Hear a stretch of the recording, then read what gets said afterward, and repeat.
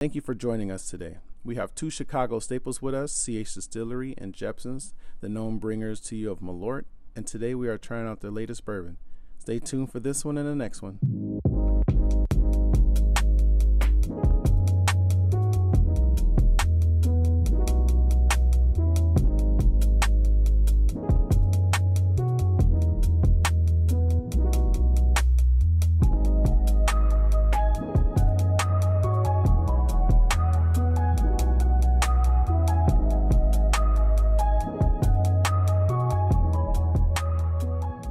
What's up, guys? Thank you for tuning in for WSC. I'm your host, William Smith, and today we have a special guest for you. Hey guys, I'm Tyrus. I've been with CH Distillery / Jeppson's for going on 8 years now, since 2015.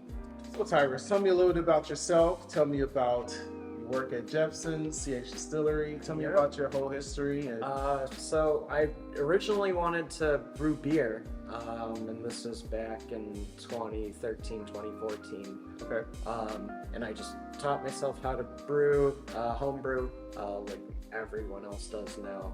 Now what's homebrew by chance? So I was just brewing beer, so buying grain from homebrew stores, cooking it up just like breweries would, but just at a much smaller scale in our garage. Okay. In a garage? Yeah.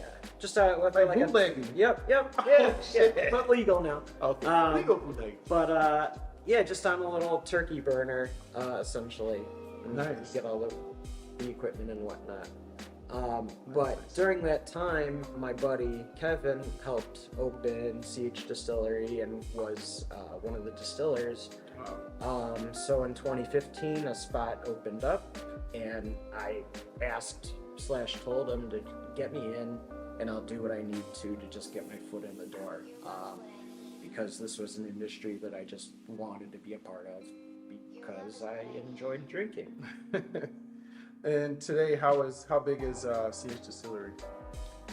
In terms of production, we have 6 or 7 of us, so we're still very, very small, producing all of these guys for you.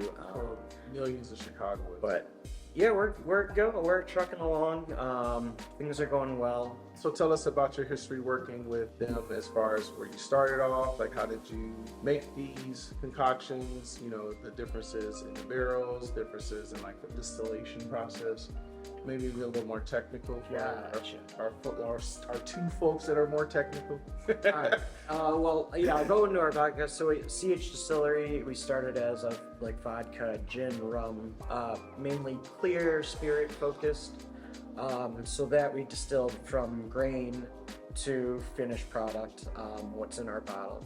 And in 2020, we decided to start bourbon. And what's different about our bourbon than the product that our other products, is that we source our bourbon. Making a great complete bourbon that will taste good in the barrels 6, 7, 8 years down the line. It's a difficult thing, and it's a big investment for those just starting out. We knew that we couldn't produce great bourbon, so we source fantastic bourbon from a few different places, and I in turn blend the bourbon for Jeppson's. And I got into that because we decided to start a bourbon line under the Jeppson's name, and I was just a really big bourbon drinker, so I asked if I could kind of head it up. Nice. This guy been doing that for a few years. Fantastic, man. He makes, like I said, he makes this. He's the blender. I can't even imagine what goes into this stuff, but it's just fantastic taste. So, now as far as is there like a scientific degree you have to learn to do this stuff, or you can just pick this thing up at a? Okay. Yeah. I wanted to get into it because it was something that I could teach myself. Yeah. There are schools that you could go to for brewing for alcohol science, I assume. But I kind of just fell into it, luckily. Nice. Will I ever go back to college, no. This is something, why I like this and why I'm kind of proud of what I'm doing is I didn't have to go to college to do this. I knew, or I kind of figured out what I wanted to do and knew what I had to do to get there. I got lucky a few times along the way, but I didn't need to go to college for this. And this is like a dream of mine. So if I did go to college, things would have ended up maybe a little differently, but I wouldn't be here. And I'm very happy doing what I do now. Yeah, you probably be a scientist somewhere creating the next super drug or something. Dude, let's stick with this. That's cool, man. So, bourbon. We all know Kentucky source, but can you tell us a little bit what's in this? Like, what's its composition? Yes, so the grain mash for that is all of the bourbons that we source are 75% corn, 21% rye, and 4% barley. So to some, this may be a higher rye recipe, and the others for those maybe that have been drinking bourbon or whiskey for years and years. This may be lower amount of rye, but what rye does in bourbons is that'll give you the spice that you get, whereas corn gives you all that sweetness that's very distinct to bourbon. Nice. And I just drink it. It tastes really good. So did you finish up yours? Yeah. All right, so now we gotta try you out. Okay. Yeah. So it's not too early to drink. It's like Testing. Cheers, my man. First test. Wow. So what I'll say, It's sweet. one thing, Go ahead, please. just when you're tasting bourbons, if you're not shooting it, let your first sip be like an acclimation. So a lot of people will try a new bourbon or try a new spirit for the first time, and off their first sip give their complete judgment and like or dislike for it. But that first sip, you've gone from 0 to 100, so let your tongue acclimate to that change, and then take your second or third sip and really make your judgments after that. All right. So let's just a little, yeah. Let's do a little double back. You ain't gotta tell me twice. So I took my first guy. It was a little one. It wasn't a shot. Yeah. So we'll take our second one.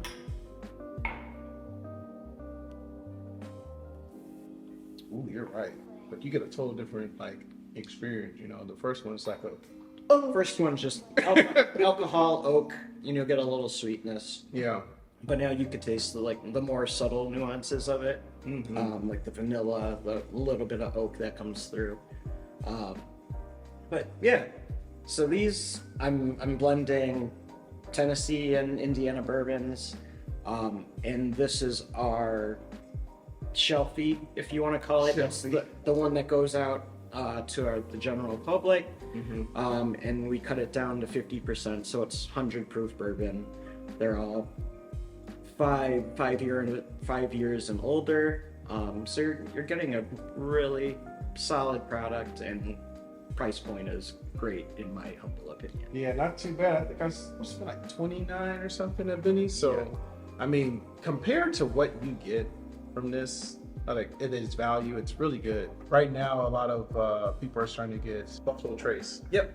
But this, I think it's a little bit better than Buffalo. And that's coming from me because I like Buffalo Trace. But it's just like a more subtler Buffalo. It's like Bison Trace. I'll take it.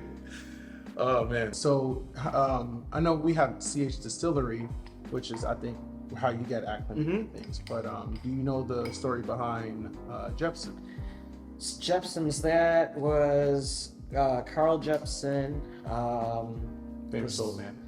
It was Malört started in 1933 and was being sold as medicine door to door. Medicine? And that's how it got through Prohibition, because no one would drink this as alcohol.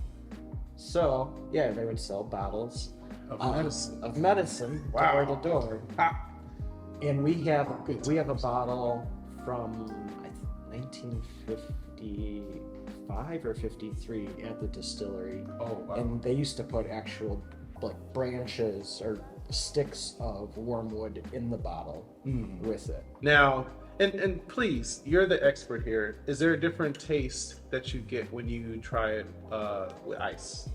So ISOL, I prefer to drink my pours neat, and that's because you'll get it at room temperature, so your flavors will be there, they'll pop, and then you don't get the dilution that you get with ice. Okay. Why some people that I know, I won't speak for everyone, why some people I know prefer rocks with their whiskey or spirits is because it dilutes it over time and it's much easier to drink, and you can drink it a little faster. Okay. Where I prefer more flavor, I prefer the room temperature, and then I sip it slower. Interesting. But there's no right or wrong way as long as you're consuming. So Exactly. All right. So, we'll try it on the rocks now. yes, sir.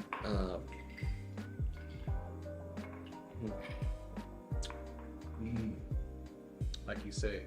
So it does like change the profile kind of a lot. Yeah.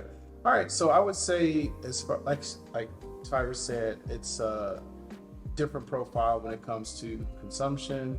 Oh yeah, you'll shoot this and not even like give a hell. Yeah. But if you just take your time, have it on the rocks, you have a whole different palette of taste. And I never really like thought about it too, but pairings with like food or other types of consumables, what would you say would be something that you could do as well as drinking fine Jeppson's bourbon? To pair with bourbon, you're saying? Yeah, either food, cigar. I was just gonna say that cigars are a big one. Your dark chocolates, your caramels, dessert sweet types. Never thought about that. Brown sugar, honey. There's so many different flavors. And then if you ask a lot of connoisseurs or more serious bourbon drinkers and ask them flavor profiles of some of these pours, you'll get stone fruit and leather and berries. And a lot of people will ask, well, how do you get that? And my only answer to them is you just have to drink more. And talk to people who drink not better stuff, but more variety, so you could ask them questions. Yeah. I learned from my friends who just drank more bourbon and knew more about bourbon than I did early on, and I have learned so much from them. And none of them are in the alcohol industry. Yeah. They're just consumers, but They just drinking. passionate, very passionate. Passionate. You hear that? We're not alcoholics. We're passionate. Yeah, drinkers. passionate. I'm gonna have to use that one actually. That's actually pretty smart. Research and development, passion. So I had a question about when you're blending. So, totally oblivious. What is a blender like? What do you have like ingredients? So you're just like, oh, this is this, and how do you know what taste is gonna taste? Because if I'm not mistaken, this is distilled for how long? Like how long is the process? So this bourbon, all of the bourbon in the barrels, they're aged for a minimum of 5 years. There's some 6 year in there, but normally you distill it like you would just a vodka, so your spirit comes out clear. Okay. And the barrel is what gives it this awesome color and time. So you could tell with some younger bourbons that they'll tend to be a little lighter just because they don't have the time to fully get saturated. Okay.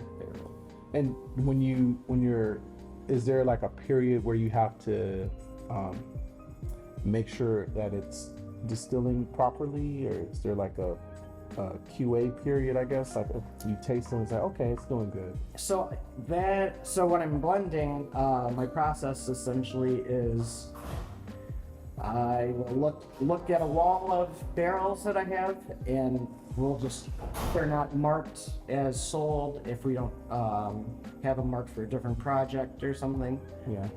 I'll just taste through one after another and after another, and then we'll start marking the ones that are good, marking the ones that need more time. But from the few hundred barrels that we have on site, we'll narrow that down more and more and more and more. So this latest batch of Jeppson's bourbon that we did, I think I blended around 40 barrels, 35, 40 barrels. Wow. That's great. And that took a couple of weeks to blend. But we were talking earlier about how long it takes, how long is this process for blending. My very first batch of bourbon that I blended, it took 3 months, just trying to figure it out. And that was my first batch, so I didn't know what I was doing. I didn't necessarily learn from anyone. I just did what I thought was natural, or did what was natural. Mm-hmm. But over time, there have been some batches that I got lucky and I figured the right combination or found the right combination of barrels within a couple of weeks. Mm-hmm. This one took about a month to find the right barrels. But that's always a pretty fun process because you see all of these individual barrels come together and make something awesome. And that's just like companies or like Chicago if you want to segue into something cool like that. So Tyrus, tell me about the process. So from start to finish, how long does it take from you to distill it, look at the ingredients, blend the ingredients, and then go from that to the shelf? Gotcha. So for our bourbon, we decided to start that in 2019. Okay. I think it was like October or November of 2019, and I started blending right away. And we shot for an April 1st of 2020 release, so 5-6 months. Okay. And that was to release a new product. And that was also under the assumption that 2020 would be a normal year. April Fools to us, it was not, and it was not a joke, and we had to explain that more to people that we're serious, we're releasing a bourbon. Yeah. Unfortunately, it happened during a pandemic. I would have loved to see it take off during a normal year, where things weren't restricted, because that wasn't really a gauge of how good the bourbon was at the time. But say Malört, if we need Malört in a month, we could, from start to finish, we can produce that in a week and a half time. Bourbon, I need a little more heads up for sure for a new batch, because I'm tasting through hundreds of barrels, trying to break that down to a fraction of that, and hoping that those barrels marry together to make a good tasting product. And if it doesn't, that's when I need to figure out what is overpowering, what's underwhelming, and try to balance those out by taking out and adding different barrels in with different characteristics. Wow. So sometimes I get lucky, but sometimes it takes a month or so. It just really depends. Trial and error. Yep. That's good, man. Look at that. Ooh. That sounds like a prime job. I don't know. It's fun, but it's not all sunshines and rainbows all the time. Yeah. I don't always want to taste bourbon at 9 a.m. Sometimes it's fun. Oh, wow. But yeah, like after Memorial Day, I don't want to drink bourbon all day. It's a little gets a little rough. It gets a little rough. It's 5 o'clock Sunday morning. Oh man. Thank you again for checking out the channel. Appreciate it. Appreciate you so much. Tune in again, and peace.